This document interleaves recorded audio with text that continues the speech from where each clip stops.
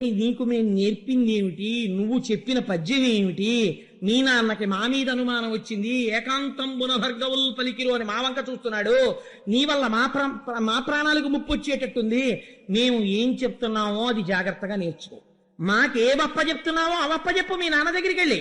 మేము అడిగితేనేమో ధర్మశాస్త్రం అర్థశాస్త్రం చెప్తున్నావు, మేమేం చెప్తే చక్కగా చిలకలా పలుకుతావు. ఇరే ఏదైనా చెప్పు అని మేము అడిగితే మేము చెప్పిందే చెప్తావు.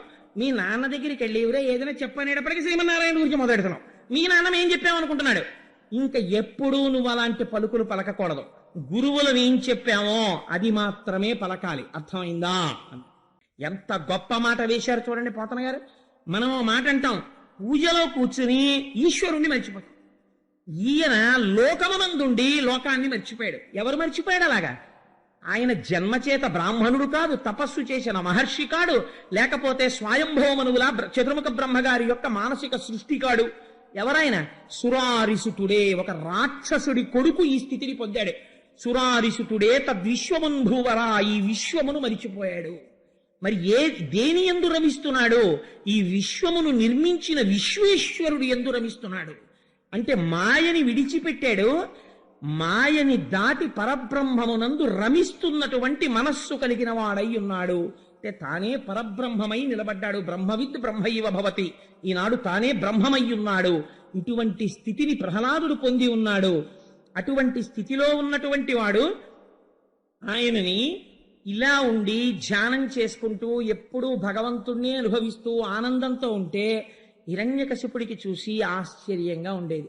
రామకృష్ణ పరమహంస తెల్లవారి నిద్ర లేవగానే మంచం నుంచి కాలు కింద పెడుతూనే తల నేలకేసి కొట్టుకుని ఏడుస్తూ ఉండేవారు. ఎందుకలా ఏడుస్తున్నావయ్యా అని అడిగాడు మేనల్లుడు. నా జీవితంలో ఇంకొక రోజు వెళ్ళిపోయింది. ప్రత్యాయాంతిగతాహ పునర్న దివసాహ కాలో జగద్వక్షక, ఈశ్వరుడు తినేశాడు కాలాన్ని. కానీ నాకు అమ్మవారి దర్శనం అవ్వలేదు, ఒక జీవితంలో ఆయుప్రమాణం అయిపోతోంది అని ఆయన ఏడ్చారు. బయటవాడికి ఎలా కనపడతారు? లోకం అంది రామకృష్ణ పరమహంసకి పిచ్చెక్కింది అంది. ఎందుకని? ఆయన యొక్క మనస్థితిని అర్థం చేసుకోలేని వాడికి అవతల వాడు పిచ్చివాళ్ళ కనపడ్డారు. అందుకని ప్రహ్లాదుణ్ణి చూస్తే హిరణ్యకశిపుడు ఏమనుకుంటున్నాడు? ఏమిటో హాయిగా కనపడ్డ వాళ్ళందరినీ హింస చేయడం, బాధ పెట్టడం, వాడి దగ్గర ఎత్తుకురావడం, వీడి దగ్గర ఎత్తుకురావడం, ఇలాంటి పనులు చేయకుండా ఏమిటో జడుళ్ళ అలా కూర్చుంటాడు, ఏమిటో తనలో తాను నవ్వుకుంటూ ఉంటాడు, కళ్ళు మూసుకుని ఉంటాడు, ఏమిటో ధ్యానం చేస్తూ ఉంటాడు, ఓ చదువుకోడు, ఓ పుస్తకం పట్టుకోడు. వీడు రేపు పొద్దున్న సింహాసనానికి ఉత్తరాధికారి ఎలా అవుతాడు, ఎలా కూర్చుంటాడు, ఎలా పరిపాలన చేస్తాడు, రాక్షసుల్ని ఎలా సుఖపెడతాడు? రాక్షసుల్ని సుఖపెట్టడం అంటే ఏం చేయాలి? దేవతల్ని, బ్రాహ్మణుల్ని, యజ్ఞాల్ని, యాగాల్ని, గోవుల్ని, ధర్మాన్ని, అగ్నిహోత్రాన్ని, లోకాన్ని బాధ పెట్టాలి. ఈ బాధ పెట్టడం చేత కాని వాడు ఎలా రక్షిస్తాడు రాక్షసుల్ని అని బెంగ పెట్టుకుని శుక్రాచార్యుల వారి కొడుకులైనటువంటి చండ అమర్కులనే వాళ్ళని పిలిచాడు. పిలిచి, అయా మీ భృగు వంశం మా రాక్షస జాతికి ఎప్పటి నుంచో ఉద్ధరిస్తోంది. మా బిడ్డడైనటువంటి ప్రహ్లాదుడు జడుడిగా తిరుగుతున్నాడు. ఎలా కనపడ్డాడో చూడండి హిరణ్యకశిపుడికి. ఇంతటి భగవద్భక్తుడు జడుడిలా కనపడ్డాడు. అనవసరంగా సంఘం పెట్టుకుని చంద్రశేఖర పరమాచార్య స్వామి అంటారు, వాక్ అన్నది కేవలము ఈశ్వరుడు మనుష్యుడికి మాత్రమే ఇచ్చిన వరము, దాన్ని దుర్వినియోగం చెయ్యకు. మాట్లాడితే భగవంతుడి గురించి మాట్లాడు, అన్యమైన మాటలు మాత్రం తగ్గించు అంటారు. అలా తాను ఎక్కువ మాట్లాడకుండా ఈశ్వరుడు యందు రమించేటటువంటి ప్రహ్లాదుడు అతిగా మాట్లాడేటటువంటి హిరణ్యకశిపుడికి జడుడిలా కనబడ్డాడు. అందుకని గురువుల్ని పిలిచి అన్నాడు, వీడికో నీతి శాస్త్రమో, ధర్మశాస్త్రమో, కామశాస్త్రమో బోధ చేయండి. బోధ చేస్తే వీడి ఎందుకు కొంచెం కదలిక వచ్చి 4 విషయాలు తెలుసుకుని వీడు 10 మందిని పీడించడం నేర్చుకుంటే నా తర్వాత సింహాసనం మీద కూర్చోవడానికి కావలసిన యోగ్యత కలుగుతుంది. అందుకని వీడికి కావలసినటువంటి నీతి బోధ చెయ్యండి. మీరు మా హృదయం ఎరిగిన వారు, మా వంశమును రక్షించిన వారు, ఎన్నోసార్లు మాకు విజయములను కట్టబెట్టిన వారు, అందుకని మమ్మల్ని అనుగ్రహించమని ఆ ప్రహ్లాదుణ్ణి తీసుకెళ్లి చండ అమర్కులకు అప్పచెప్పారు. పోతన గారు అంటారు, రాజాంతపుర ప్రాంగణమునందే ఒక గొప్ప విద్యాభవనం ఒకటి ఉండేది ఆ రోజుల్లో. అందులో వీళ్ళని నేర్పుతుండేవారు. చిత్రం ఏమిటో తెలుసా అండి? అన్నిటికన్నా రక్షణలు ఎక్కడ ఎక్కువ ఉండేవంటే అక్కడే ఎక్కువ ఉండేవి. ఎంత ఎత్తుగోడలు ఉండేవంటే ఇవాల్టి రోజున బహుశా చాలా స్ట్రిక్ట్ హాస్టల్ అనొచ్చేమో, ఎట్టి పరిస్థితుల్లోనూ పిల్లలు బయటికి వెళ్ళడానికి వీల్లేదు. ఏమిటి భయమో తెలుసా అండి? గభాలన వీళ్ళు బయటికి వెడితే, ఏ పిక్నిక్కో వెడితే ఏ నారదుడో వచ్చి మనసు పాడు చేసేస్తే వీళ్ళందరినీ కూర్చోబెట్టుకుని, అందుకని వాడికి చాలా భయం. తర్వాతి తరంలోంచి రావాలి రాక్షస బుద్ధి, అందుకని పిల్లల మనస్సులు పాడు చేయాలి. పిల్లల మనస్సులు పాడు చేసి పిల్లల్లో హింసాతత్వాన్ని ప్రోధి చేసేటటువంటి వాళ్ళ తత్వం హిరణ్యకశిపుడి యొక్క తత్వమే. అందుకని అటువంటి పాఠశాలా ప్రాంగణాన్ని నిర్మాణం చేసి చండ అమర్కుల్ని దానికి అధికారులుగా నియోగించాడు. అక్కడికి తీసుకెళ్లి ప్రహ్లాదుణ్ణి కూర్చోబెడితే ఒక చిత్రమైన పని చేస్తుండేవాడు ప్రహ్లాదుడు. గురువులు ఏం చెప్తున్నారో అవి ఏకసంతాగ్రాహి. వాళ్ళు ఇలా చెప్పగానే ఆయన మేధస్సులో పట్టుకునేవాడు. కానీ తాను మాత్రం మళ్ళీ బదులు చెప్పేవాడు కాదు, ఏమీ మాట్లాడేవాడు కాదు. అయ్యా ఎందుకండి ఈ విద్యలు మమ్మల్ని ఏమైనా ఉద్ధరిస్తాయా, ఎందుకండి ఈ కామశాస్త్రం ఎందుకు, ఈ రాజనీతి శాస్త్రం ఎందుకు, ఈ అర్థశాస్త్రం ఎందుకు, ఇవన్నీ అక్కర్లేదండి అనేవాడు కాదు.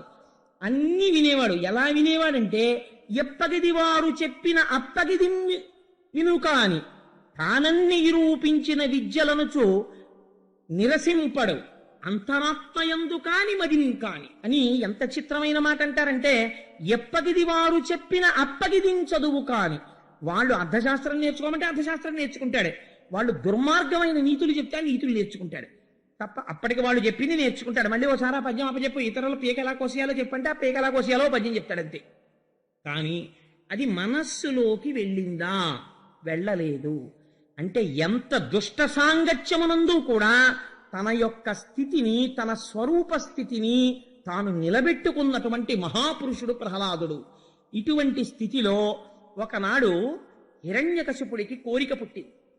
గురువులు వెళ్ళి, మీ అబ్బాయి చాలా పాఠాలు నేర్చుకున్నాడండి, అంత పెద్ద అయిన పిల్లలకి 4 పాఠాలు వచ్చాయని చెప్పుకోవడం గురువులకి కూడా సంతోషం కదా, మీరు చెప్పిన విధిని నిర్వహించాం, అందుచేత మీ పిల్లాన్ని ఏమైనా పిలిచి మాట్లాడితే మాట్లాడండి అన్నారు.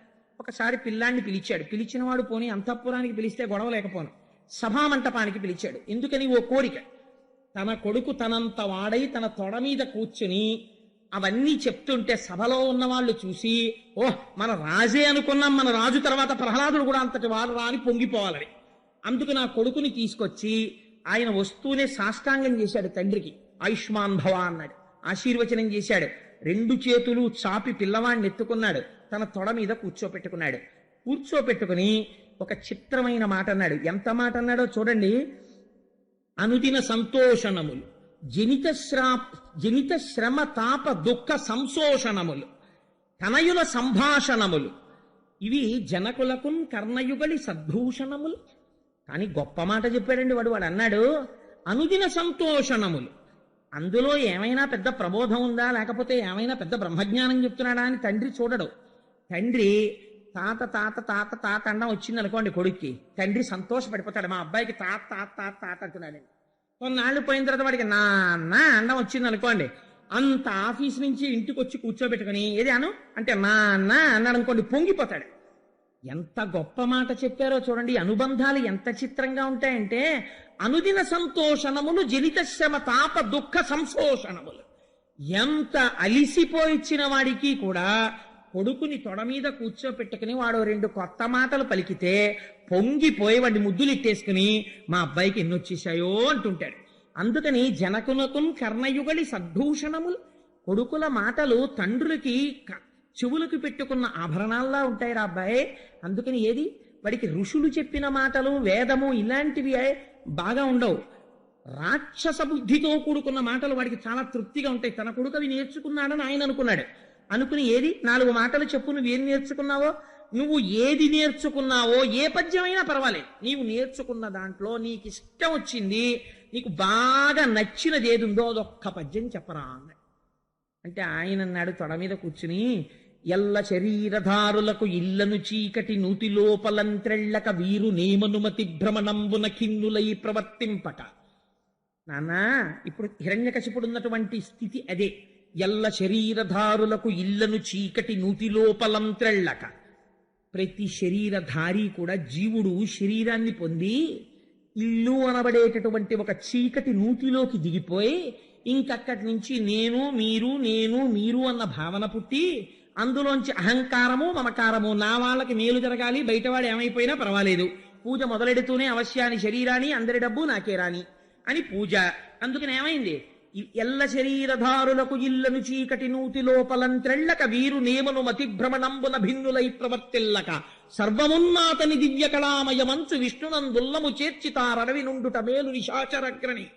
నేను నా వాళ్ళు అన్న భావన విడిచిపెట్టి జగత్తంతటా ఉన్నది పరబ్రహ్మమే అని గుర్తెరిగితే అటువంటి వాడు ఘోరారణ్యములోకి వెళ్ళి కూర్చున్నా సరే ఉద్ధరింపబడుతున్నాడు. నాన్న, ఇది తెలుసుకోకుండా నేను నాది అన్న భావన పెంచుకున్నవాడు ఎంత ఊరిగడి బొడ్డున కూర్చున్నా అటువంటి వాడి వల్ల వచ్చే ప్రయోజనం ఏమీ లేదు. నాన్న, ఎందుకు వచ్చిన దిక్కుమాలిన రాజ్యం నీకు ఇది?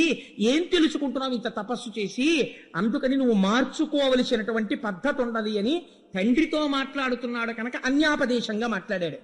మాట్లాడితే తెల్లబోయాడు హిరణ్యకశిపుడు. ఏమిట్రా ఈ పద్యం ఏమిట్రా, నేను అడిగింది ఏమిటి, నువ్వు చెప్పింది ఏమిటి అని.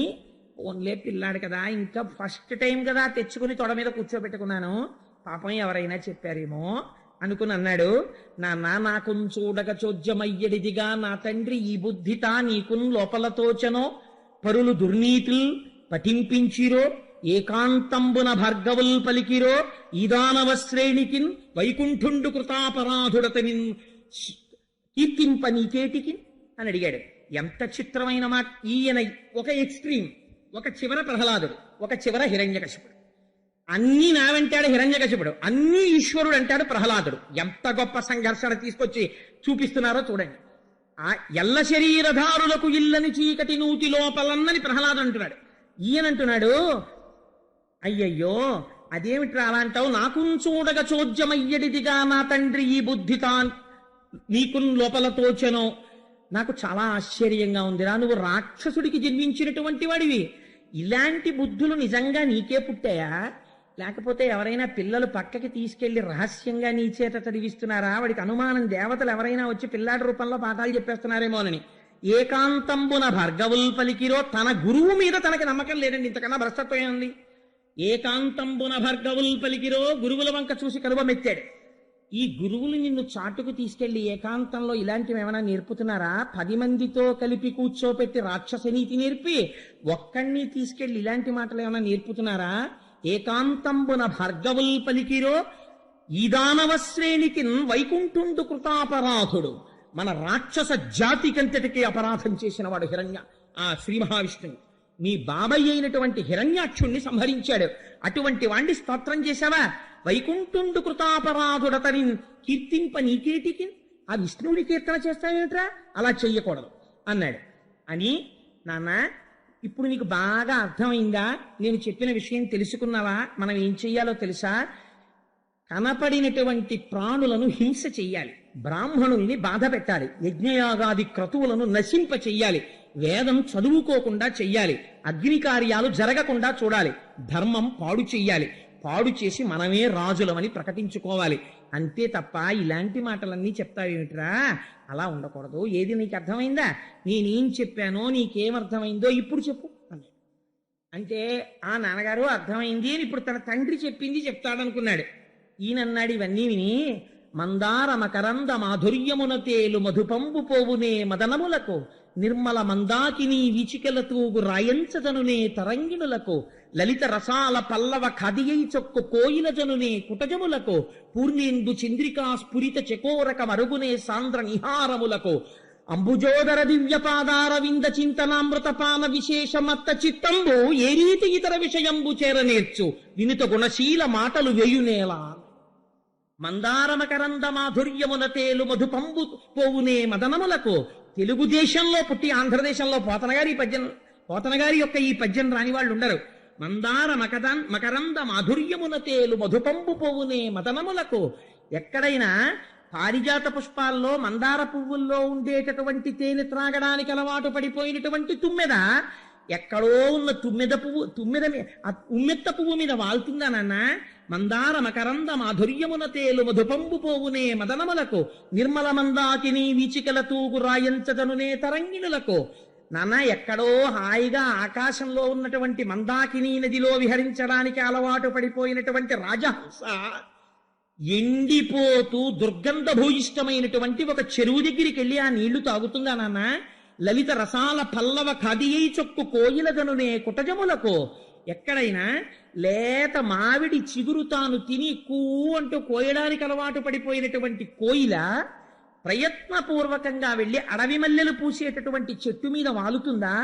లలిత రసాల పల్లవ ఖాదియై చొక్కు కోయిల చెరునే కుటజములకు పూర్ణేందు చంద్రిక, ఆ పూర్ణమైనటువంటి చంద్రబింబంలోంచి వచ్చేటటువంటి అమృతాన్ని త్రాగడానికి అలవాటు పడిపోయినటువంటి చకోర పక్షి పొగమంచుని తాగడానికి ఇష్టపడుతుందా నాన్న? అంబుజోదర దివ్యపాదార వింద చింతనామృత పాన విశేషమత్త చిత్తము సర్వకాలములయందు తామర పువ్వుల వంటి పాదములు కలిగినటువంటి శ్రీమన్నారాయణుని యొక్క పాదములను భజించడం చేత స్రవించేటటువంటి భక్తి తన్మయత్వం అనేటటువంటి మందార మకరంద పానమును త్రాగి మత్తెక్కి జానమగ్నుడనై ఉండేటటువంటి నాకు నువ్వు చెప్పే మాటలు ఎలా తలకెక్కుతాయి? నేను ఇతరములైన వాటి మీద దృష్టి ఎలా పెట్టగలుగుతాను నాన్న అని అడిగాడు. అందుకని అంబుజోదర దివ్యపాదార వింద చింతనామృత పాన విశేషమత్త చిత్తము ఏ రీతి ఇతర విషయంబు చేర నేర్చు వినుత గుణశీల మాటలు వేయునేల. ఇవే ఈ మాటలు ఎందుకు నాన్న? నాకు అరది రమ్మంటే వచ్చేది కాదు నాన్న, నువ్వు ఎన్ని చెప్పినా అన్నాడు. అని అప్పుడు ఆశ్చర్యపోయి గురువుల వంక చూసి, మీరు వీడికి పాఠం చెప్పడంలో ఏదో తేడా ఉందని నేను అనుకుంటున్నాను, లేకపోతే నేను ఎంత చెప్పినా వీడు ఇలా చెప్తున్నాడు ఏమిటంటే పడవలసిన పునాది మీరు పడేసేటట్టు చేసేసాడు. లేకపోతే ఈ నారాయణ భక్తి ఎక్కడి నుంచి వచ్చేస్తోంది వీడికి? ఈ మాట తీసుకెళ్లి చాలా జాగ్రత్తగా 1000 కళ్ళతో చూస్తూ ఈ పిల్లవాడికి అర్థశాస్త్రము ధర్మశాస్త్రము నేర్పండి, తీసుకెళ్ళండి అన్నాడు. అనేసరికి ఆ పిల్లవాడిని తీసుకుని చండామర్కులకి భయం వేసింది. ఒరే, నీకు మేము నేర్పింది ఏమిటి? నువ్వు చెప్పిన పద్యం ఏమిటి? మీ నాన్నకి మా మీద అనుమానం వచ్చింది, ఏకాంతంబున భర్గవుల్ పలికిరు అని మా వంక చూస్తున్నాడు, నీ వల్ల మా ప్రాణాలకు ముప్పు వచ్చేటట్టుంది. మేము ఏం చెప్తున్నామో అది జాగ్రత్తగా నేర్చుకో, మాకేవప్ప చెప్తున్నావో అవప్ప చెప్పు మీ నాన్న దగ్గరికి వెళ్ళి. మేము అడిగితేనేమో ధర్మశాస్త్రం అర్థశాస్త్రం చెప్తున్నావు, మేమేం చెప్తే చక్కగా చిలకలా పలుకుతావు. ఇరే ఏదైనా చెప్పు అని మేము అడిగితే మేము చెప్పిందే చెప్తావు. మీ నాన్న దగ్గరికి వెళ్ళి ఇవరే ఏదైనా చెప్పనేటప్పటికీ శ్రీమన్నారాయణ గురించి మొదలెడుతున్నావు. మీ నాన్న ఏం చెప్పామనుకుంటున్నాడు. ఇంకా ఎప్పుడూ నువ్వు అలాంటి పలుకులు పలకకూడదు. గురువులం ఏం చెప్పామో అది మాత్రమే పలకాలి, అర్థమైందా? అయ్యా చిత్తం అర్థమైంది, మీరు ఏం చెప్తారో అది జాగ్రత్తగా నేను నేర్చుకుంటాను అన్నాడు. చక్కగా నేర్చుకున్నాడు. గురువులు చెప్పిన పాఠాలన్నీ విన్నాడు. ఎక్కడ నుంచి ఏదడిగినా టక చెప్పేసి వ్యాఖ్యానం చేసేస్తున్నాడు. షహబాష్, ఇప్పుడు పిల్లాడు మారాడు అని. ఎందుకైనా మంచిదని వాళ్ళకి అనుమానం వచ్చింది. తల్లి దగ్గర కూర్చుని మాట్లాడడానికి తండ్రి దగ్గర కూర్చుని మాట్లాడడానికి పెద్ద తేడా ఉండదు కదా. ముందు ఎందుకైనా మంచిది వీళ్ళ అమ్మ దగ్గరికి తీసుకెళ్దాం, అమ్మ దగ్గర ఎలా మాట్లాడతాడో చూసి అప్పుడు నాన్నగారి దగ్గరికి తీసుకెళ్దాం. డైరెక్ట్ గా ఆయన దగ్గరికి తీసుకెళ్దామంటే మళ్ళీ ఓ పద్యం తెలివాడంటే మన కొంపలు పడిపోతాయి. అందుకని లీలావతి దగ్గరికి ఎడదామని అంతఃపురంలోకి తీసుకెళ్లారు. ఆ లీలావతి ప్రశ్నించింది, ఎరా నాన్న బాగా చదువుకుంటున్నావా? ఏది నువ్వు నేర్చుకున్నదో మాట చెప్పు అంది. ధర్మార్థ శాస్త్రంలోంచి ఏదో చెప్పాడు తల్లికి. చాలా సంతోషపడిపోయింది. అయ్యా మా అబ్బాయి బాగా మారిపోయాడండి. ఇలా ఏడిచే తల్లిదండ్రులు ప్రపంచంలో ఉంటారండి, అలాంటివి నేర్చుకోవాలని కోరుకునేవాళ్ళు అంటే. ఆ గురువులు చాలా సంతోషించి హిరణ్యకశిపుడి దగ్గరికి తీసుకెళ్ళాడు. తీసుకెడితే చూశాడు హిరణ్యకశిపుడు, ఓహో మళ్ళీ వచ్చాడు వీడు అని. ఒరే నాన్న, నిన్ను చూసి చాలా రోజులైందిరా, నీ బుద్ధి మారిందా? గురువుల దగ్గర నేర్చుకున్నావా? గురువులు ఏం చెప్తున్నారో అది తెలుసుకుంటున్నావా?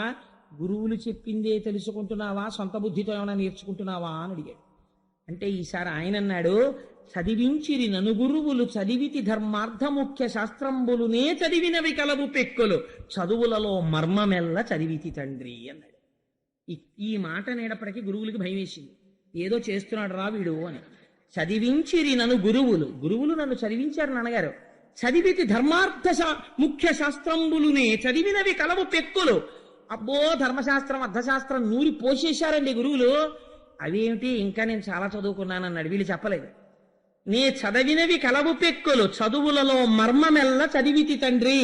చదువుల వలన తెలుసుకోవలసిన చదువేదో ఆ చదువు నేను తెలిసేసుకున్నాను అన్నాడు. కొంచెం అనుమానంగా అనిపించినా హిరణ్యకశిపుడికి చదివించిరి నన్ను గురువులు అంటున్నాడు కదా ముందు. అందుకని ఉరే నువ్వు నేర్చుకున్న దాంట్లో నువ్వు తెలుసుకున్న మొత్తం చదువులోంచి సారభూతమై పిండి వణగడితే ఇది వింటే చాలు అన్న పద్యం ఒక్కటి నాకు చెప్పరా.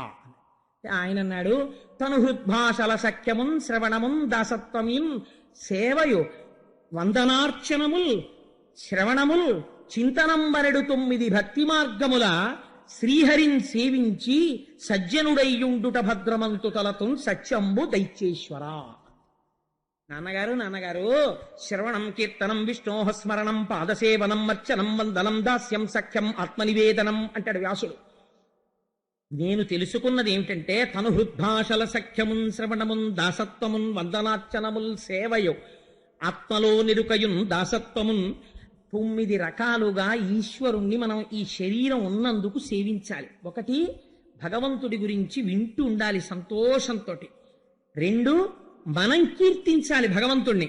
3 శ్రవణం కీర్తనం విష్ణోహ స్మరణం, ఆయన్ని గుర్తు తెచ్చుకుంటూ ఉండాలి. పాదసేవనం, ఆయన పాదములను సేవించాలి. అర్చనం, అధాంగ పూజ అని పాదముల దగ్గర నుంచి శిరస్సు వరకు ఇక్కడ జ్ఞాపకం పెట్టుకుని పూజ చెయ్యాలి. అందుకని అర్చనం, వందనం, ఈ శరీరమునకున్నటువంటి అవయవములన్నీ భూమి మీద పడేటట్టుగా ఆయనకి నమస్కారం చెయ్యాలి. దాస్యం, తాను చేసినటువంటి ప్రతి పని చేత ఈశ్వరుడి యొక్క వైభవము ప్రకాశింపబడుతోందన్న బుద్ధితో తాను చెయ్యాలి. సఖ్యం, తాను ఈశ్వరుడికి చాలా దగ్గర వాడనన్న భావన రావాలి. త్యాగరాజస్వామి కీర్తనల గురించి వ్యాఖ్యానం చేస్తూ నేను ఈ మాట చెప్పాను. అస్తమానం ఇలా చేతులు కట్టేసుకుని నేనెంతటి వాణ్ణి స్వామి, నేనంతటి వాణ్ణి స్వామి, మీరే చాలా గొప్పవారు స్వామి, ఏమనుకోకండి స్వామి, నేను ఎప్పటికీ మీ పాదాల దగ్గరికి వస్తాను స్వామి అనకూడదు. ఒక స్వాతంత్రం ఉండాలి, సాన్నిహిత్యం ఉండాలి ఈశ్వరుడి దగ్గర. స్వామి నువ్వు తప్ప నాకెవరండి దిక్కో అని మీరు అడగగలగాలి నిలదీసి. అంతటి సఖ్యత పెంచుకోగలగాలి. సఖ్యం, ఆత్మనివేదనం, చిట్ట చివర ఉన్నది ఈశ్వరుడొక్కడే అన్న భావన పెంపొందించుకోగలగాలి. నిర్భయత్వాన్ని పొందగలగాలి. అందుకని నాన్న ఈ 9 రకాలైనటువంటి భక్తితో స్వామిని సేవించి సజ్జనుడై అలా నిలబడిపోవడం భద్రమంతు తలతు నిక్కంబు సర్వి దైత్యేశ్వర, అదే చాలా భద్రమైన విధానము అని లోపల నేను నమ్ముతున్నాను నాన్న. ఇదే నేను చదువుకున్న చదువుల యొక్క మొత్తము సారాంశము. అంటే ఆయన అన్నాడు, హిరణ్యకశిపుడు చూసి తెల్లబోయే, ఒరే ఇది గురువులు చెప్పలేదు, ఇది నేను చెప్పలేదు, నీ బుద్ధికి తోచింది, నీకెక్కడి నుంచి వస్తోంది ఇలాంటి ఆలోచన? మేమందరం, నువ్వు పుట్టింది రాక్షస జాతిలో, అంటే మేమందరం తప్పు చేస్తున్నామా? మేము ఇంతమందిని ఎలా ఆలోచిస్తున్నామో, ఇంతమందిని ఏం చేస్తున్నామో అది నువ్వు ఎందుకు చేయడం లేదు? కంటికి కనపడనటువంటి శ్రీమన్నారాయణుడి మీద నీకు భక్తి ఎక్కడి నుంచి వచ్చిందని అడిగాడు. అడిగితే నిజంగా ప్రహ్లాదుడి మాటలే మాట్లాడు. ఆయన అంటాడు, అందేందూధయముల్ మహాభజిర శంకారావముల్ మూక సద్గ్రంథాఖ్యాపనముల్ నపుంసక వధూకాంక్షల్ కృతఘ్నావళి బంధుత్వంబులు భస్మహవ్యములు లుబ్ధ ధనంబులు క్రోడ సద్గంధంబులు హరిభక్తి వర్జితుల వృధారిక్త సంసారముల్ అని. నాన్న నువ్వు అన్నావే మేమందరికీ రాని ఆలోచన నీకొక్కడికే ఎందుకు వస్తోంది అని అడిగావు కదా. నీకొక్క మాట చెప్పనా? ఆయనని విడిచిపెట్టి మిగిలినవి నువ్వు ఎన్ని చేసినా అవన్నీ ఎటువంటి పనిలో నేను చెప్తాను, గుర్తుపెట్టుకో. అంధేందూదయముల్, పుట్టుగుడ్డి వాణ్ణి తీసుకెళ్లి పున్నమి చంద్రుడి దగ్గర నించోబెట్టి చూడరా పున్నమి చంద్రుడు ఎంత అందంగా ఉన్నాడో అంటే ఎంత అసహ్యమో, ఈశ్వరుణ్ణి విడిచిపెట్టి సంసారం అంత బాగుందనుకోవడం అంత అటువంటి విషయం. అందేందూధయముల్ మహాభజిర శంఖారావముల్, పుట్టుకతో చెవిటివాడు, వాడి చెవి దగ్గరికి వెళ్ళి శంఖం ఊది బాగుందా శంఖనాదం అని అడిగారు అనుకోండి, ఎలా ఉంటుందో అలా ఉంటుంది. మూక సద్గ్రంథాఖ్యాపనముల్, ఆయన మహాప్రాజ్ఞుడై ఉండొచ్చు, చదువుకున్నవాడు, కానీ పాపం ఈశ్వరానుగ్రహం లేదు, మూగివాడిగా పుట్టాడు. మీరు చాలా చదువుకున్నారు కదండి, మీరు ప్రవచనం చేయండి అని ఒక మూగివాడిని కూర్చోపెడితే ఆయన ప్రవచనం ఏం చెయ్యగలడో అలా ఉంటుంది. మూక సద్గ్రంథాఖ్యాపనముల్ నపుంసక వధూకాంక్షల్, నపుంసకుడైనటువంటి వాడికి స్త్రీ మీద కలిగిన కోరిక ఎలా ఉంటుందో అలా ఉంటుంది. నపుంసక వధూకాంక్షల్ క్రోడ సద్గంధంబుల్, పందికి తీసుకెళ్లి పన్నీరు రాస్తే ఎలా ఉంటుందో అలా ఉంటుంది, అది వెంటనే మురుగుడు కాలువలోకి దూకేస్తుంది మళ్ళీని. భస్మ హవ్యంబులు, పూర్ణాహుతి అంతా అయిపోయి 3 రోజులు అయిపోయిన తర్వాత యజ్ఞగుండంలో బూడిదుంటే అందులోకి పట్టుకెళ్లి హవిస్సు వేస్తే ఎలా ఉంటుందో అలా ఉంటుంది. భస్మ హవ్యంబులు లుబ్ధ ద్రవ్యంబులు, ఆయన దగ్గర చాలా ఐశ్వర్యం ఉంది, కానీ తన జ్వరాన్ని కూడా ఎవరికి అప్పివ్వడు. నా జ్వరం నేనే అనుభవిస్తాను, నీకెందుకు ఇవ్వాలంటాడు. అటువంటి లుబ్ధుడు, అటువంటి వాడి దగ్గర ధనం నీకు ఎంత అక్కరకు వస్తుందో అటువంటిది. అన్నిటికన్నా చాలా గొప్పది ఏమిటో తెలుసానయ్య నాన్న? కృతఘ్నావళి బంధుత్వంబులు, వాడు కృతఘ్నుడు, చేసిన మేలు మరిచిపోతాడు. బ్రహ్మజ్ఞేచ సురాపేచ చోరే భగ్నవ్రతే తథా నిష్కృతి విహితా సిద్ధు కృతఘ్నో నాస్తి నిష్కృతి అంటాడు కిష్కింధకాండలో లక్ష్మణుడు.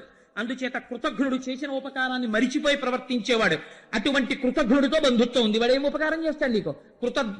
కృతజ్ఞావళి బంధుత్వంబులు ఇవన్నీ ఎలా ఉంటాయో, ఒక్క భగవంతుణ్ణి విడిచిపెట్టి మిగిలినవన్నీ పట్టుకోవడం అలా ఉంటుంది. నాన్న మీరెన్ని పట్టుకుంటే నాకెందుకు, నేను పట్టుకోవలసింది పట్టుకున్నాను, కాబట్టి నువ్వు ఏ చిట్టాలో ఉన్నావో చూసుకో నాన్న అంటే ఆశ్చర్యపోయాడు కొడుకు వంక చూసి. ఆపలేదు అక్కడితోటి. కమలాక్షు నర్చించు కర్రములు కర్రములు శ్రీనాథు వర్ణించు జింహ జింహ సురరక్షకుని చూచు చుట్కులు చుట్కులు శేషసాయికి మృక్కు శిరము శిరము విష్ణునాకర్ణించు వీనులు వీనులు మధువైరిద విలిన మనము మనము భగవంతు వలగొను పదములు పదములు పురుషోత్తముని మీది బుద్ధి బుద్ధి దేవదేవుని చింతించు దినము దినము చక్రహస్తుని ప్రకటించు చదువు చదువు కుంభినీదవు చెప్పెడి గురుడు గురుడు తండ్రి హరిజేరుమని ఎడి తండ్రి తండ్రి వాత పెట్టాడు చివర. నాన్న కమలాక్షు నర్చించు కర్రములు కర్రములు, కమలముల వంటి కన్నులున్న శ్రీమన్నారాయణుణ్ణి అర్చించిన చేతులేవో వాటికి చేతులని పేరు. కర్రములు కర్రములు శ్రీనాథు వర్ణించు జింహ జింహ, ఆ శ్రీ మహావిష్ణువు గురించి పరవశించిపోయి దవడలు నిప్పెట్టేటట్టుగా స్తోత్రం చెయ్యాలి. అందుకే అంటారు పోతన గారు భాగవతాన్ని ప్రారంభం చేస్తూనే చేతుల ఆరంగ శివ పూజ చేయడేని, నోరు నవ్వంగ హరి కీర్తి నుడువడేని, దయయు సత్యంబులోనుగా తలపడేని, కలుగ నేటికి తల్లుల కడుపు చేటు అంటారు. శివకేశవ భేదం చూడమని చెప్పలేదు. అర్చన చేసేటప్పుడు ఒక మెట్టు పైన నిలబడి లింగాభిషేకం చేయమన్నారు. స్తోత్రం చేసేటప్పుడు నోరు నెప్పెట్టేటట్టు శ్రీ మహావిష్ణువుని స్తోత్రం చేయమన్నారు. రెండూ ఒక్కటే అన్న భావనతో తరించి పొమ్మని చెప్పింది శాస్త్రం. అందుచేత నాన్న ఆ శేషసాయికి మొక్కని శిరము శిరమా నాన్న, ఆ మహానుభావుడి గురించి కీర్తనము చెయ్యనటువంటి నోరు నోరా, ఆయనకి ప్రదక్షిణం చెయ్యని కాళ్ళు కాళ్ళ, ఆయనని లోపల ధ్యానం చెయ్యని మనస్సు మనస్సా, ఆయన గురించి చెప్పని గురువు గురువా, ఆయన్ని చేరుకోరా అని చెప్పలేని తండ్రి తండ్రి నాన్న అన్నాడు. అంటే ఇప్పుడు ఏమనుకోవాలి హిరణ్యకశిపుడు అని అన్నాడు. నాన్న నీకు ఇంకొక మాట చెప్తాను. కంజాక్షునకు కాని కాయంబు కాయమే పవన గుంభిత చర్మ భస్త్రికాక వైకుంఠు పొగడని వక్త్రంబు వక్త్రమే ఢమఢమధ్వనితోడి ఢక్కగాగా కమలేషు చూడని కన్నులు కన్నులే తను కుడ్జజాల రంధ్రములు కాక చక్రి చింతలేని జన్మంబు జన్మమే తరల సలిలనుద్భుతంబుగాక విష్ణుభక్తి లేని విభుదుండు విభుదుడే పాదయుగము తోడి పశువుగాక అన్నాడు. కంజాక్షునకు కాని కాయంబు కాయమే పవన గుంభిత చర్మ భస్త్రికాక. ఈశ్వరుడు ఎంతటి మహోదారుడంటే మహానుభావుడు. అందుకే విశ్వకర్మ మనుస్పష్టాస్తవిష్టస్తవిరోత్రుమ. ఆయన నిర్మించిన ఈ శరీరం ఎంత గొప్పది, ఆయన ఆజ్ఞ ఎంత గొప్పది. 2 ముక్కులు 2 కళ్ళు 2 చెవులు 6 నోరు 7 మలద్వారం 8 మూత్రద్వారము 9 అనేటటువంటి 9 రంధ్రములు కలిగినటువంటి ఒక తోలు తిత్తి ఎందు ప్రాణ అపాన వ్యాన ఉదాన సమాన నాగ కూర్మ కృకర ధనంజయ దేవదత్తములనేటటువంటి 10 వాయువులు ఆయన శాసనం అయ్యేంత వరకు బయటికి వెళ్ళడానికి వీల్లేదు. అలా నిక్షేపించి నడిపిస్తున్నటువంటి పరమాత్మని తలుచుకోనటువంటి వాడు కంజాక్షునకు కాని కాయంబు కాయమే పవన గుంభిత చర్మ భస్త్రికాక. ఆ కంజాక్షుణ్ణి సేవించడానికి సిద్ధపడనటువంటి శరీరం అది శరీరం, ఆ తోలు తిత్తి. ఆయనకి సేవ చెయ్యడానికి ఇలా ముందుకు రాని చెయ్య అది తలుపుకున్న గడియ. ఆయనని స్తోత్రం చెయ్యని నోరు నోరా, అది ఢమఢమ శబ్దంతో కూడుకున్న ఢక్క. ఆయనకి ప్రదక్షిణం చెయ్యడానికి ఇష్టపడనటువంటి కాళ్ళు కాళ్ళ, అవి పశువు యొక్క కాళ్ళు. ఆయనని తలుచుకోని రోజు రోజా విస్మృతి చేత మరణము పీనుగుగా తిరిగాడు. అందుచేత నాన్న చెయ్యవలసినది ఏమైనా ఉంటే ఒక్క ఆయన కైంకర్యము చెయ్యడానికే మనిషి బ్రతకాలి. అటువంటి బుద్ధితో ఉండాలి నాన్న అన్నాడు. అంటే ఇప్పుడు కోపం ఎవరి మీదకి తిరిగిందో తెలుసా అండి? ఆపట్లేదు, పద్యం వెనకాల పద్యం చెప్పేస్తున్నాడు. మేమేం చెప్పలేదు మహాప్రభో అన్నట్టుగా ముందు హడిలిపోయి చూస్తున్న వాళ్ళు చండామర్కులు చూస్తున్నారు. ఈ పిల్లాడు చెప్తున్న పద్యాలు చూసి గురువుల వంక చూశాడు. వజ్రలు నేర్పని మది మజ్జాతుడవైన నీకు మరి ఎవ్వనిచే నుజ్జాలమయ్య బాలక తజ్జనులం పేరు కొనుము తగనామ్రోలన్. ఎంత అహంకారమో చూడండి. వజ్రలు నేర్పని మది, గురువులు చెప్పలేదు అని వాళ్ళ సంజ్ఞలు చెప్పేస్తున్నాయి. వాళ్ళు హడిలిపోయి చూస్తున్నారు వీడికి ఎక్కడొచ్చాయి ఈ పద్యాలని. వజ్రలు నేర్పని మది మజ్జాతుడవైన నీకు మరి ఎవ్వరిచే నుజ్జాలమయ్య బాలక. నా జాతిలో పుట్టావు రాక్షసుడిగా, కానీ నీకు మరి ఎక్కడి నుంచి వచ్చాయి ఈ పద్యాలన్నీ? ఎలా చెప్తున్నావు శ్రీమన్నారాయణుణ్ణి సేవించాలని? నీకు ఈ భక్తి ఎలా కలిగింది? తజ్జనులం పేరు కొనుము తగనామ్రోలన్, వాళ్ళెవరో నాకు చెప్పరా, వాళ్ళ సంగతి చూస్తాను అన్నాడు. అంటే ప్రహ్లాదుడు అన్నాడు, ఒకళ్ళ పేరు చెప్తే ఏం చేస్తావు నాన్న? పీక తీసేస్తావు. కానీ నేనొకటి చెప్పనా, నీలాంటి వాడికి శ్రీమన్నారాయణుడు గురించి చెప్పిన వాళ్ళు ఉన్నారు అని చెప్పినా నీకు అర్థం కాదు. ఎందుకంటే ఉన్న కళ్ళు మూసుకున్నావు నువ్వు. అచ్చపు చీకటింబడి నువ్వు పడిపోయినది మహాంధకారంలో, చీకట్లో పడిపోయి ఉన్నావు. చచ్చుచు పుట్టుచున్మరల చెర్విత చైర్వినలైన వారికి జెచ్చెర పుట్టునే పరుల చెప్పిననైన ఏమిచ్చిననైన నిజచ్చనైన కానలకు ఏగిననైన హరిప్రబోధముల్. అజ్ఞానంలో పడిపోయిన వాడికి వేదం ఒకటిందిరా, గురువులున్నారా, నారదుడున్నారా, మహర్షులున్నారా, వాళ్ళు చెప్పినటువంటి భక్తి ఉందిరా, జ్ఞానం ఉందిరా, వైరాగ్యం ఉందిరా అంటే వాడి తలకెక్కుతుందా? నాకెందుకండి నాన్నగారు ఇవన్నీ అంటాడు, నాకెందుకండి ఇవన్నీ అంటాడు. ఎందుకని? వాడు కళ్ళు మూసుకున్నాడు బలవంతంగా. అచ్చపు చీకటింపడి గృహవ్రతులై, వాడు ఎప్పుడూ వాడికి సంసారం తప్ప ఇంకోటి అక్కర్లేదు. అటువంటి వాడికి నాన్న ఒకడు చెప్తే మాత్రం తెలుస్తుందా ఎవరు చెప్పారు అని అడుగుతున్నావు. ఒకవేళ అలాంటి వాడు అరణ్యంలోకి వెళ్ళి కూర్చుంటే వాడి మనస్సు నిలబడుతుందా నాన్న? నిలబడదు, మళ్ళీ సంసారాల వైపే పరిగెడుతుంటుంది. అటువంటి వాణ్ణి పరులు చెప్పిననైనా నిజెచ్చనైనా కానలకు ఏగిననైనా అరణ్యాలకు వెళ్ళిపోయినా తనలోంచి తాను బుద్ధి పుట్టదు, అడవికి వెళ్ళిపోయినా రాదు, ఒకటి ప్రబోధం చేస్తే రాదు. అజ్ఞానావస్థలో కోరి కోరి కూరుకుపోతూ సంసారము సత్యమని నమ్మేటటువంటి నీలాంటి అహంకార పూరితులైనటువంటి వ్యక్తులకి ఎవరు చెప్పారని చెప్తే నీకు అర్థం అవుతుంది నాన్న అన్నాడు. అంటే ఇంకా వచ్చిందండి ఆగ్రహం. రాక్షసుల్ని పిలిచాడు. పిలిచి, ఒరే వీణ్ణి చంపండి. ఎలా చంపుతారో తెలుసా? మామూలుగా చంపద్దు. వీణ్ణి తీసుకెళ్లి మంచులో నిలబెట్టండి.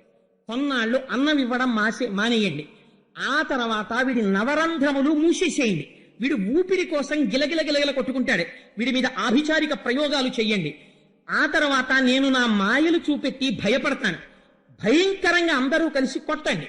మరుగుతున్న నూనెలో తొయ్యండి, పర్వత శిఖరాల నుంచి కింద తొయ్యండి, ఏనుగులతో తొక్కించండి, సముద్రంలో పారేయండి.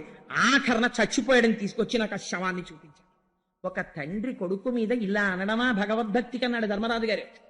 ఇది వింటే ఈశ్వరుడి మాయ అలా ఉంటుందిరా. భగవంతుడి గురించి తెలుసుకుని భక్తిలో ఉన్నవాడు రమించిపోతుంటాడు. ఎంతసేపు నేను నాది అన్నవాడు క్రౌర్యంతో విర్రవీగిపోతుంటాడు. ఎవడి పతనాన్ని వాడు తెచ్చుకుంటున్నాడు. ఎదర వచ్చినటువంటి విషయాన్ని విను అన్నారు. అని ఆయన అన్నారు, తన్ను నిశాచరుల్ పడవ దైత్య కుమారుడు మాటి మాటి కోపన్నగ సాయివో ధనుజభంజనవో జగదీశవో సర్వాపన్న శరణ్యాంచు నుతించు కాని తా కన్నుల నీరుతాడు భయకంప సమేతుడు కడుభూవరా. చాలా ఆశ్చర్యకరమైన విషయం ఏంటంటే, మనకి రిఫ్లెక్స్ యాక్షన్ అని ఒకటి ఉంటుంది. ఓ మనిషిని ఎదురుగుండా నిలబెట్టి శూలంతో ఇలా పొడి చేస్తున్నారు అనుకోండి, వాడు నేను ఎంత శరీరమును కాదు, నేను ఆత్మ అన్న భావనతో ఉన్నా శరీరమును రక్షించుకోవడానికి బహుశः ఇలా చేతులు అడ్డు పెట్టడమో ఏదో చేస్తాడు. శరీరంలో అంతర్భాగం కాదేమిటి చేతులు, కానీ చెయ్యి అడ్డు పెడతాడు గభాలన.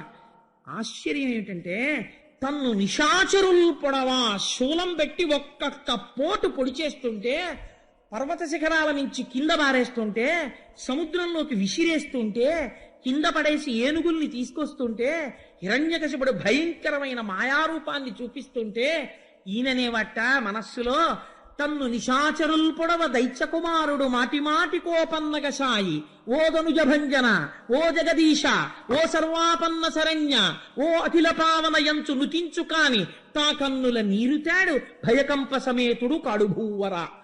అలా పొడి చేయడానికి వచ్చేస్తున్న వాళ్ళల్లో, శూలంలో, రాక్షసుల్లో, తండ్రిలో, అందరిలో, అంతటా, సముద్రంలో, పర్వతంలో, పర్వత శిఖరంలో, కింద పడిపోతున్నప్పుడు ఒంటికి తగులుతున్న వాయువులో, కింద పడిపోతున్న భూమిలో, అంతటా శ్రీమన్నారాయణుణ్ణి చూసి పొంగిపోతుంటే గుప్త రూపంలో స్వామి లక్ష్మీ సహితుడై వచ్చి ఆయన్ని పట్టుకుంటున్నాడు. ఇంతమంది కలిసి కుమ్మితే ఒళ్ళు నిప్పెట్టదు, చెమట పట్టదు, ఎముకలు విరగవు, ఏమీ జరగవు. ఈశ్వరుణ్ణి నమ్ముకున్న వాడికి లోటు ఎక్కడి నుంచి ఉంటుందండి? అందుకని ఇన్ని జరుగుతుంటే చాలా ఆశ్చర్యకరమైనటువంటి సందర్భం జరిగింది.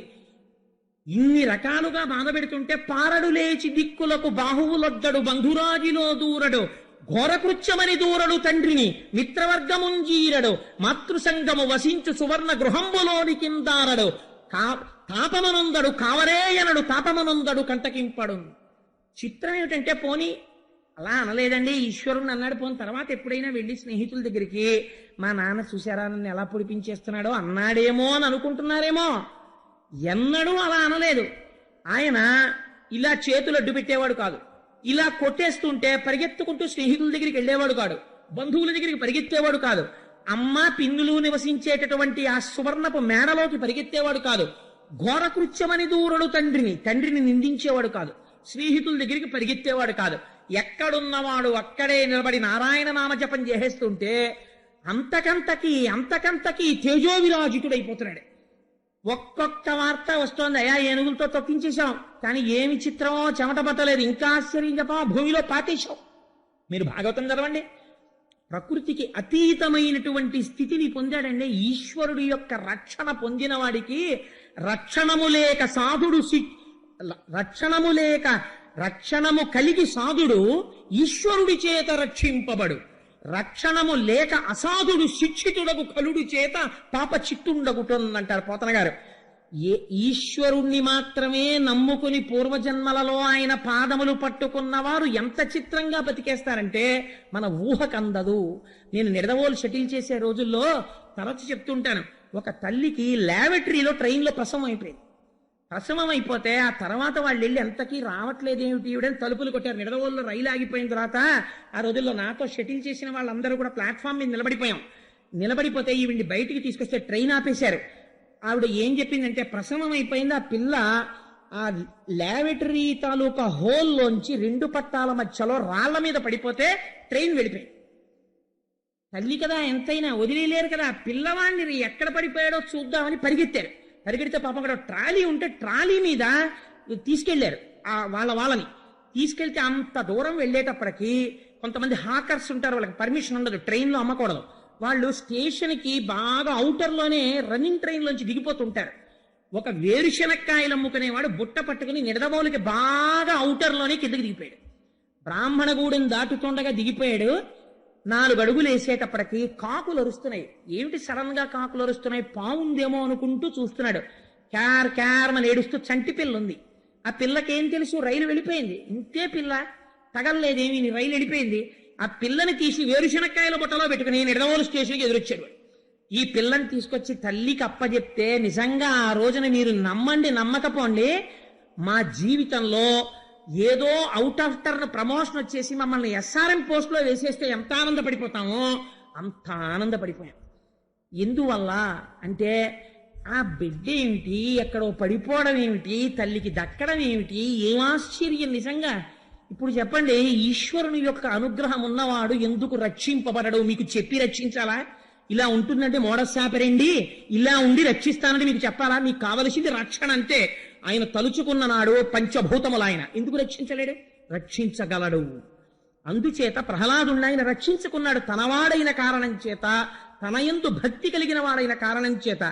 అయితే ఆశ్చర్యకరమైన విషయం ఏమిటో తెలుసా అండి, ఏడుస్తున్నవాడు ఒకడు ఉన్నాడు, తల పట్టుకుని నిద్ర లేకుండా రాత్రింబవళ్ళు దీనవదనంతో కూర్చుని ఉన్నట్ట. ధర్మరాజు గారైతే ఈ ఘట్టం విని తెల్లబోయాడండి. పోతన గారు అంటారు, ముంచితి వార్తులం గదల మొత్తితి శైల తటంబులందు ద్రొబ్బించితి, శత్రరాజి పొడిపించితి మీద నిభేంద్ర పంక్తి రొప్పించితి, ధిక్కరించితి శపించితి ఘోర దవగ్నులందు త్రోయించితి, పెక్కుపట్లు నలగించితి, చావడిదేమి చిత్రము. వాడు ఎందుకు బెంగెట్టుకున్నాడంటే, మాట్లాడరా అంటే నారాయణ అంటాడు. కొంచెం చంపి అవతల పారేద్దామంటే చంపడానికి ఎన్నున్నాయో అన్నింటితోటి ప్రయోగించాడు, చచ్చిపోడు. పోని చచ్చిపోడు నీరసపడతాడా అంటే నేను ఎన్ని రకాలుగా ప్రయత్నిస్తే అంత తేజాన్ని పొందుతున్నాడు. వీడు మందేసుకున్నాడా ఏమైనా అంటే, ఏమైనా ఉపాసన చేశాడా అంటే వీడు నా వాళ్ళ ఖైదులో ఉన్నాడు. అసలు వీడు చచ్చిపోతాడా అని బెంగెట్టుకున్నాడు తండ్రి. ఎంత చిత్రమో చూడండి. ఇప్పుడు మళ్ళీ గురువులు చూశారు, అయ్యయ్యో అంత బెంగెట్టుకోకయ్యా, ఎలా చచ్చిపోతాడా కొడుకని, సావుతో సమానమైన మందు ఒకటి మా దగ్గర ఉంది, అది వేసేస్తాను తీసుకెళ్ళి.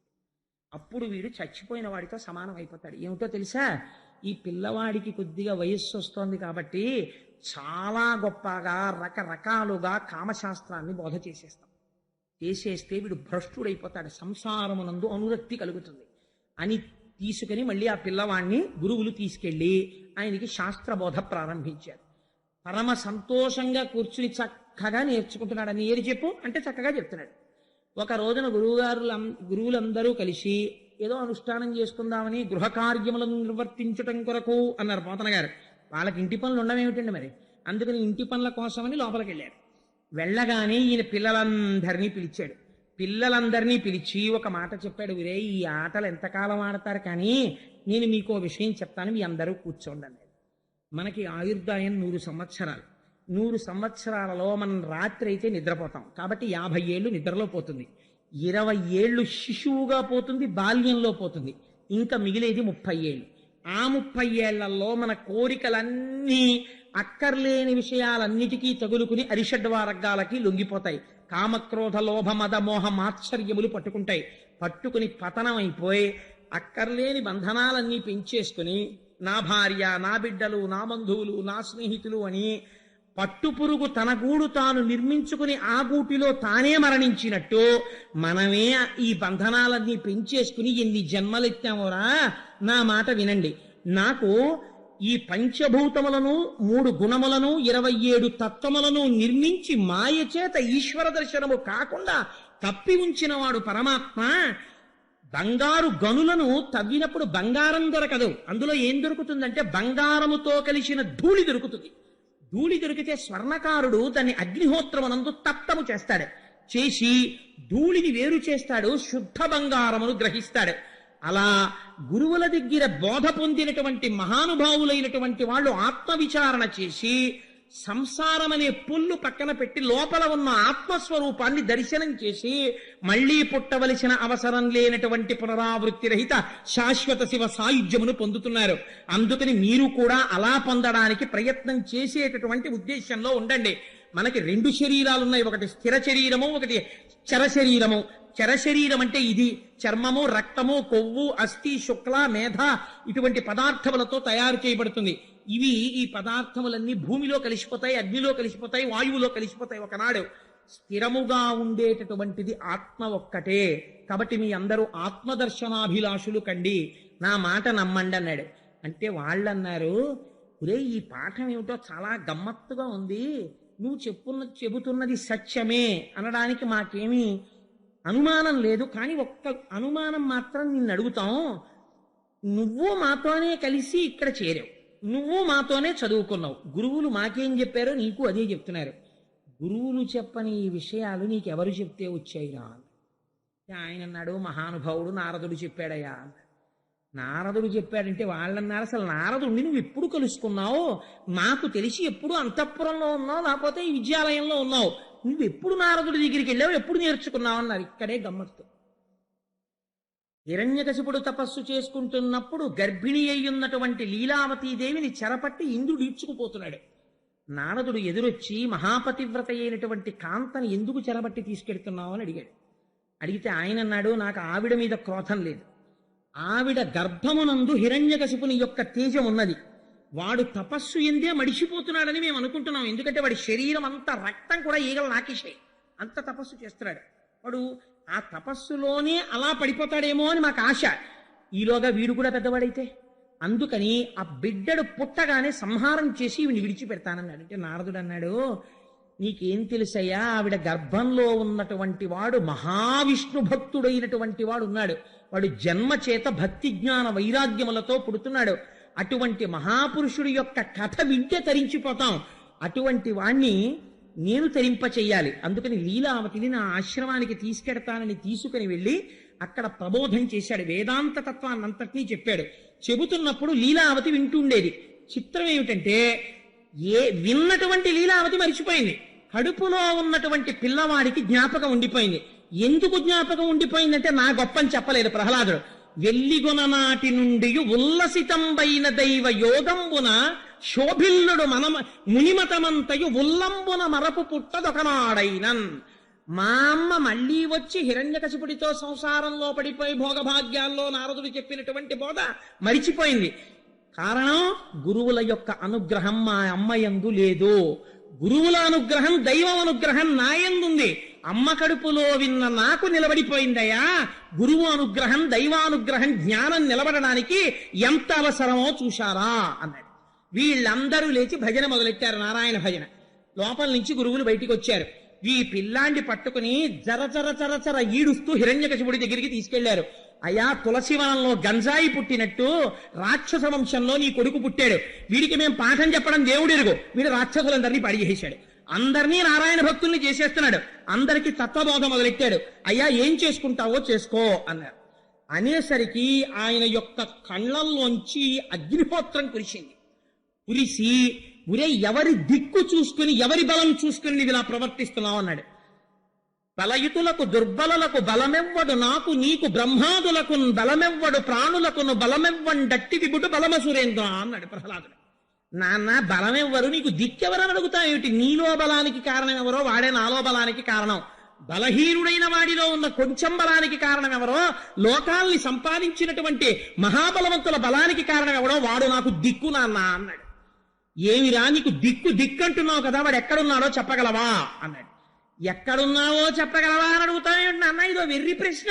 ఎంత జ్ఞానంతో మాట్లాడాడో చూడండి. ఇందుగలడందులేడని సందేహము వలదు చక్రి సర్వోపగతుండు, ఎందెందు వెదకి చూచిన అందందే కలడు దానవగ్రని వింటే. వెదకి చూచిన జ్ఞాననేత్రంతో చూస్తే దారువు కనబడదు, దంతి కనబడదు, దారువు కనబడుతుంది నాన్న. ఆభరణం కనబడదు, స్వర్ణం కనబడుతుంది, పాత్ర కనబడదు, మట్టి కనబడుతుంది. జ్ఞాననేత్రంతో చూడు, ఉన్నది నారాయణుడు ఒక్కడే ఉన్నాడు, అంతటా స్వామి ఉన్నాడు, నువ్వు చూడడానికి ప్రయత్నం చేయి అన్నాడు. అని చిత్రం ఏమిటో తెలుసా అండి? ఒక పక్క తండ్రి ఆగ్రహంతో ఉంటే అంతటా నారాయణుడు ఉన్నాడని చెప్పడానికి ఆనంద పారవస్యం వచ్చేసి, ఇది భక్తి జ్ఞానముల యొక్క కూడిక. పొంగిపోతూ నాట్యం చేసేట ప్రహ్లాదుడు. మీరు కావాలంటే భాగవతం తెరవండి. నాట్యం చేసేస్తూ కలడంబోది కలండు గాలి కలడు ఆకాశంబునన్ కుంభినన్ కలడు అగ్నిం దిశలం పగళ్ళ దిశలన్ ఖజ్జోత చంద్రత్మలం కలడు ఓంకారమునం త్రిమూర్తుల త్రిలింగ వ్యక్తులం దంతట కలండీశుండు కలండు తండ్రి వెతకంగానేల ఇయాయడం. నాన్న, ఎక్కడ లేడని అడుగు నాన్న. ఈశ్వరుడు లేని ప్రదేశం రాత్రులందు పగలందు ఆకాశమునందు పైన మధ్యలో సర్వభూతములయందు అగ్నియందు ఓంకారమునందు సమస్తమునంతటా నిండి నిబిడీకృతం అయ్యాడు నాన్న. ఆయన లేని ప్రదేశం లేదు అన్నాడు. అనేసరికి ఈయనకి ఎంత ఆగ్రహం వచ్చిందంటే, ఇప్పుడు ఏదో ఒక చోటు చూపిస్తాడు. చూపుడు వేలు తిరుగుతోంది, ఇక్కడ ఉన్నాడా అంటే. అంతటా ఉన్నవాడు ఎప్పుడూ ఉన్నాడు, కానీ ఇక్కడ ఉన్నాడా అనేటప్పటికీ ఇప్పుడు ఒక మాట నిజం చెయ్యాలి. తన భక్తుడి మాట నిజం చెయ్యాలి. బయటికి వచ్చిన మరుక్షణం అవతార ప్రయోజనం నెరవేరిపోవాలి, హిరణ్యకశిపుడు నశించాలి. ఇప్పుడు ఎవరు జాగ్రత్త పడ్డారట? చెప్పినవాడు నాట్యం చేస్తున్నాడు. భక్తుడి స్థితిలా ఉంటుంది. హరి సర్వాకృతులంకలండనుచు ప్రహ్లాదుండు భాషింప, ఇంద్రుడు లేడు లేడనుచు దైత్యుండు తర్జింప, హరి సర్వాకృతులం దాల్చే అని ఆయన సమస్త స్థావర జంగమోత్కరమైన ఈ జగంబునంతటం, ఈ సమస్త స్థావర జంగమాత్మకమైనటువంటి ఈ సమస్త ప్రపంచమనందు కూడా నరసింహాకృతిని దాల్చి చంపడానికి సిద్ధమై వేలు ఎక్కడాగితే అక్కడి నుంచి బయటికొచ్చి ఉన్నాడు ఈశ్వరుడని నిరూపించడానికి శ్రీ మహావిష్ణువు సమాయత్తమవుతున్నారు. బ్రహ్మాండములే నరసింహాకృతిని దాల్చాయి ఆ రోజున. అటువంటి స్థితిలో ఇలా వేలు తిప్పి స్తంభమునందున్నాడా అని అడిగాడు. అడిగితే ప్రహ్లాదుడు అన్నాడు, అనుమానమా అన్నాడు. అయితే చూపించు అన్నాడు. నేను చూపించడం ఏమిటి, నువ్వు అడుగు వస్తాడు అన్నాడు. సింహాసనం నుంచి గబ గబ గబ గబ దిగి మెట్ల మించి దిగి గద ఎడంచేత్తో పట్టుకుని కుడి ఎరి చేతితో స్తంభం మీద ఒక్క దెబ్బ కొట్టాడు. అమ్మ బాబోయ్, పోతన గారు వచనానుసంధానం చేశారండి. అందులోంచి ఒక భయంకరమైనటువంటి మెరుపు మెరిసింది. అది ప్రళయకాలంలో మెరిసేటటువంటి మెరుపు ఎలా ఉంటుందో అటువంటి మెరుపు వచ్చింది. ఆ మెరుపు యొక్క కాంతికి అక్కడ ఉన్న వాళ్ళందరూ కూడా స్పృహ తప్పి పడిపోయారు. ప్రళయకాలమునందు పిడుగులు పడితే ఎటువంటి చప్పుళ్ళు వస్తాయో అంత భయంకరమైన ధ్వనులు వచ్చాయి. మహానుభావుడు అపారమైన తేజోవంతమైన పాదములతో, పాదములకు అలంకరింపబడినటువంటి మణిమంజీరములతో, బలిష్టమైన తొడలతో, గుండ్రని పిక్కలతో అలంకరింపబడిన పట్టు పీతాంబరంతో, దాని మీద పెట్టబడినటువంటి మొలనూలుతో, మొలనూలులోంచి వస్తున్నటువంటి చిరుగంటల సవ్వడితో, పిడికిటితో పట్టుకోవడానికి వీలైన సన్నని నడుముతో, గుండ్రంగా తిరిగి లోపలికి వెళ్ళినటువంటి నాభితో, కఠినమైన శిల వంటి విశాలమైన వక్షస్థలంతో అనంతమైన బాహువులతో శంఖ చక్ర గద పద్మ తోరణములను గండ్రగొడ్డలిని పట్టుకున్నవాడై చక్కటి పొడుచుకొచ్చినటువంటి చుబుకంతో గాలికి అల్లల్లాడుతున్నటువంటి నవపల్లవం ఎలా ఉంటుందో అటువంటి ఎర్రటి అదురుతున్న రోషముతో కూడిన పెదవితో ముత్యాల వంటి దంతపంక్తితో మందర పర్వత గుహ ఎలా ఉంటుందో అటువంటి నోటితో నాసికారంధ్రములతో తూర్పు కొండ మీద ప్రకాశిస్తున్నటువంటి 2 సూర్యుల అన్నటువంటి నేత్రములతో విశాలమైన పాలభాగముతో అంతటా ఆవరించిన ఎర్రటి జుట్టుతో నవరత్న ఖచ్చితమైనటువంటి కిరీటంతో అటు ఇటు శిరస్సుని కదుపుతుంటే ఆయన యొక్క రోమములు ఆకాశమంతటా వ్యాపించి కొడితే సిద్ధుల యొక్క విమానములు కింద పడిపోయాయి. ఆనాడు స్తంభంలోంచి బయటికొచ్చి గర్జన చేసి ఘూర్నిల్లితే ఆ ధనులకు సముద్రములు తిరుగుడు పడ్డాయి. భూమి కంపించి బద్దలైపోయింది. ఎక్కడి వాళ్ళక్కడ స్తంభీభూతులై ప్రళయం వస్తోందనుకున్నారు. ఇటువంటి మూర్తిని చూసి కూడా దుస్సాహసం చేశాడు హిరణ్యకశిపుడు. కత్తి పట్టుకుని స్వామి మీద పడ్డాడు. పడితే గాలిన్ కుంభిని అగ్నియంబువల ఆకాశస్థలిన్ దిక్కులన్ రేలన్ ఘస్రములన్ తమ ప్రభల భూరిగ్రాహ వ్యాళాదిత్య నరాది జంతు కలహ వ్యాప్తిన్ సమస్త్రాస్త్ర శస్త్రాలిన్ మృత్యువులేని జీవనము లోకాధీశ ఇప్పించవే. ఇంటి పెద్ద చతుర్ముఖ బ్రహ్మగారి మాట నిజం చెయ్యాలి.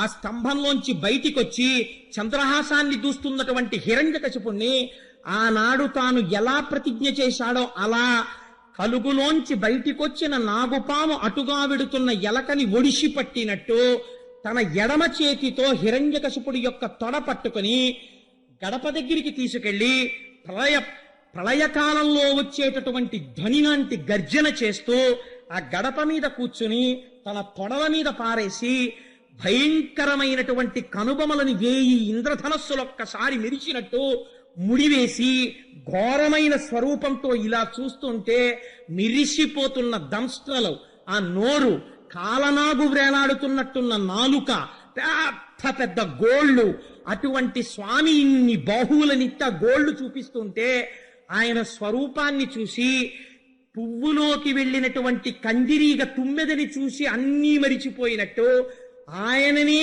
చూసి కాళ్ళు చేతులు వ్రేలాడేసి ఆయనకి లొంగిపోతే ఆగ్రహంతో తన భక్తుణ్ణి ఇన్ని కష్టాలు పెట్టాడన్న క్రోధంతో మాట తప్పకుండా ఇంట్లో కాదు, బయట కాదు, గడప మీద, ఆకాశంలో కాదు, భూమి మీద కాదు, తొడల మీద, అస్త్రము కాదు, శస్త్రము కాదు, ప్రాణమున్నది కాదు, ప్రాణము లేనిది కాదు, గోళ్ల చేత కింద కాదు, పైన కాదు, తొడల మీద, మనిషి కాదు, జంతువు కాదు, నరసింహావతారంతో భయంకరమైన స్వరూపంతో విశేషమైనటువంటి క్రౌర్యంతో ఆ గోళ్లని పొట్టలోకి దింపి భేదించి ఆనాడు భూమిని తవ్వడానికి తౌగోలు ఎలా వాడతారో ఆ గోళ్లను అలా వాడి హృదయాన్ని పట్టుకుని పైకి తీసి గండ్రగొడ్డలి పెట్టి ఉరప్పంజరాన్ని బద్దలగొట్టి హృదయ క్షేత్రాన్ని చేతిలో పట్టుకుని గుండ కింద నలిపేసి చేతిలో కొడవళ్లు పట్టుకున్నట్టు ఆ కండలు తింపి ముక్కలు చేసి తుంపి అవతల పారేసి నెత్తురు తీసి దోషిళ్లతో నోట పోసుకుని ప్రేగులు తీసి మెడ వేసుకుని ప్రళయ గర్జన చేస్తూ నృసింహావతారం నించుంది. చంద్రశేఖర పరమాచార్య స్వామి ఒక మాట అంటారు, అసుర సంధ్య వేళలో కేవలము పరమశివ దర్శనమే, అన్యదేవతా దర్శనం చెయ్యరు. కానీ అర్ధరాత్రి లేదు, అసుర సంధ్య లేదు, ఉదయం లేదు, రాత్రి లేదు, షట్కాల పూజలందుకున్న పరమశివుడిలా అసుర సంధ్య వేళలో కూడా దర్శనము చెయ్యడానికి యోగ్యమైన మూర్తి నరసింహమూర్తి అని చంద్రశేఖర పరమాచార్య స్వామిని మహానుభావుడు మా శంకర భగవత్పాదుల్ని కరావలంబం అని స్తోత్రం చేస్తే ఆనాడు నరసింహావతారమే వచ్చి మా స్వామికి మా జగద్గురువుల యొక్క చేతులు రక్షించింది. అటువంటి స్వామి నరసింహావతారం అంటే ఆరోగ్యానికి రక్ష, ప్రాణములకు రక్ష. ఆయన్ని నమ్ముకున్న వాడికి లోటు లేదు. ఉగ్ర నరసింహుడని పిలిచారు. ఆయన వెళ్ళి లేచి సింహాసనం ఎక్కుతుంటే ఆసురీ గణములు మీద పడ్డాయి. అనేకమైనటువంటి చేతులు పైకెత్తి ఆయుధాలతో కొన్ని కోట్ల అసురుల్ని మట్టు పెట్టాడు. ఒక్కడే సింహాసనం ఎక్కి కూర్చుని పాదపీఠం మీద ఆ పాదములుంచి కూర్చుంటే ఆనాడు బ్రహ్మగారు, దేవతలు, యక్షులు, గంధర్వులు, కిన్నెరులు, కిప్పురుషులు అందరూ వచ్చేశారు. స్వామిని అనేక విధముల స్తోత్రములు చేశారు. కానీ ఆయన ఘూర్నిల్లుతున్నటువంటి శబ్దానికి, ఆయన చేస్తున్నటువంటి ప్రళయ గర్జనలకు ఎవ్వరూ తట్టుకోలేకపోయారు. తట్టుకోలేక దగ్గరికి వెళ్ళలేకపోయారు. వెళ్ళలేక భయపడిపోతున్నటువంటి సమయంలో అమ్మా నిత్యానపాయనీం నిరవద్యాం దేవదేవ దివ్య మహిషీం అని నీకు పేరు కదా తల్లి. నువ్వు మాత్రమే ఆ స్వామివారి యొక్క ఇంత భయంకరమైనటువంటి స్వరూపాన్ని ప్రళయశాంతిని, ఆయనకి ఉపశాంతిని చెయ్యగలవు. అందుకనమ్మా నువ్వు వెళ్ళమ్మా దగ్గరికి అన్నారు. సృష్టిలో ఎన్నడూ లేని విచిత్రం జరిగిందండి. ఆవిడంది, ప్రళయార్క బింబంబు పగిదినున్నదిగా నిన్నెమ్మోబు పూర్ణేందు నిభము కాదు, శిఖి శిఖా సంఘం పుచిలువు సూపెడుకా నిచుట్కి ప్రసాద భాసురము కాదు, వీర రౌద్రాద్ధౌతావేశమొప్పెడు కాని భూరి కృపారస స్ఫూర్తి కాదు, భయత దంస్ట్రాకుర ప్రభలు గప్పెడు కాని దరహాసితాంబుజాతంబు కాదు, కఠిన కర నారసింహ విగ్రహము కాని కామినీజన సులభ విగ్రహము కాదు, విన్నదియు కాదు తొల్లినే విష్ణువలన కనదియు కాదు భీషణాకారమగుచు. ఇదేదో ప్రళయకారంలో ప్రకాశించే సూర్యబింబంలా ఉంది, కానీ నేను సేవించే స్వామివారి ముఖమండలంలా లేదు. మా స్వామి ఎప్పుడూ ఇలా నవ్వుతూ ఉండేటటువంటి దయారసంతో కూడిన ముఖం కాదు. ఆయన ముఖం చూస్తేనే నాకు భయం వేస్తోంది. అసలు ఆ శరీరం ఏమిటి? మృగం కాదు, నరుడు కాదు. ఆ నరసింహావతారం, ఆ రక్తం, ఆ మెడలో ఆ ప్రేగులు, ఆయన దర్శనం చేసేటప్పటికే భయం వేస్తోంది. ఇది భార్య దగ్గరికి వెళ్ళడానికి సాహసించేటటువంటి మూర్తి కాదు అంద. అంటే బ్రహ్మాదులందరూ స్తోత్రం చేశారు. ఆయన చేసేటటువంటి గర్జన లాగలేదు ఆ రోజు. ఎవరు వెళ్ళి స్తోత్రం చెయ్యాలన్నారు. అప్పుడు చతుర్ముఖ బ్రహ్మగారు ప్రహ్లాదుణ్ణి పిలిచి, ఆయన భక్తపరాధీనుడయా నరసింహుడు, నువ్వు వెళ్ళు అన్నారు. అంటే మహానుభావుడు ప్రహ్లాదుడు వెళ్ళి స్వామి పాదాల దగ్గర చాలా తేలికగా సాష్టాంగం పడిపోయాడు. ఇంత ధ్వని చేస్తున్నవాడు, పిడుగులు కురిసేటట్టుగా పలుకుతున్నవాడు ప్రశాంత పడిపోయి పెద్ద చిరునవ్వు నవ్వి ఆయుష్మాన్ భవ అని ఆశీర్వదించి తల మీద చెయ్యేసి 2 చేతులతో పట్టుకుని తీసుకొచ్చి తన తొడ మీద కూర్చోబెట్టుకున్నాడు. ఏమి అదృష్టం పొందాడండి ప్రహ్లాదుడు నిజంగా. ఆనాడు ప్రహ్లాదుడు అన్నాడు, అమరులు సిద్ధులు సంయమీశ్వరులు బ్రహ్మాదుల్ సదా పర్యచిత్తములన్ నిన్ను బహుప్రకారముల నిత్యంబున్ విచారించి పారము ముట్టన్ వితిశేయనోపరటనే రక్షస్తనూజుండ గర్వమదోద్రిక్తుడ బాలుడన్ జడమతిన్ వర్ణింప శక్తుండనే. స్వామి, నిన్ను బ్రహ్మాదులు స్తోత్రం చెయ్యలేకపోయారు. వేదమంతటిది నేను ఇంకా ఆవిష్కరించలేనని వెనుదిరిగింది. అటువంటి నిన్ను రాక్షస వంశంలో పుట్టిన బాలుండి నేను ఏమి స్తోత్రం చేస్తాను? నిన్ను చేరడానికి తపమున్ వంశము తేజమున్ శ్రుతము సౌందర్యంబు నుజ్జోగమున్ నిపుణత్వంబు ప్రతాప పౌరుషములున్ నిష్టాంబల ప్రజ్ఞలున్ జపహోమంబులు చాల విశ్వర భవత్ సంసృష్టికై దంటియూధవు చందంబున భక్తి చేయవలయం తత్పర్య సంయుక్తుడై. నేను తపం చేశాను, యజ్ఞం చేశాను, యాగం చేశాను, లేకపోతే ఏదో క్రతువు చేశాను, ఈ కర్మ చేశాను, ఆ కర్మ చేశానంటే కర్మలకి లొంగిపోయేటటువంటి వాడివి నువ్వు కావు.